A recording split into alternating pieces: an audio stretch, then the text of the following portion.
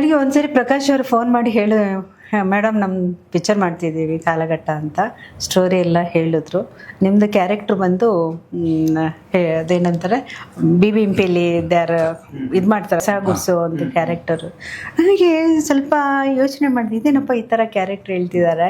ಚೆನ್ನಾಗಿತ್ತು, ತಾಯಿ ಸೆಂಟಿಮೆಂಟು ಎಲ್ಲ ಚೆನ್ನಾಗಿದೆ. ಬಟ್ ಅವಳು ಆ ಥರ ಕಷ್ಟಪಟ್ಟು ಮಗನ್ನ ಬೆಳೆಸ್ತಾಳೆ. ನನಗೆ ಸ್ಟೋರಿ ಹೇಳಿದ್ರು, ಕ್ಯಾರೆಕ್ಟ್ರು ಕೂಡ. ಆಮೇಲೆ ಸ್ವಲ್ಪ ಇದಾಯಿತು, ಕೇಳಿದೆ ನಾನು ಅದನ್ನೆಲ್ಲ ಕೋರ್ಟೆಲ್ಲ ಹಾಕ್ಬೇಕಾದ್ರೆ. ಮೇಡಮ್ ಹಾಕ್ಲೇಬೇಕು ಅದು ಅಂತ ಹೇಳಿದ್ರು. ಸರಿಯಪ್ಪ ಮಾಡ್ತೀನಿ ಅಂತ ಹೇಳಿ ಒಪ್ಕೊಂಡೆ, ಮಾಡಿದೆ.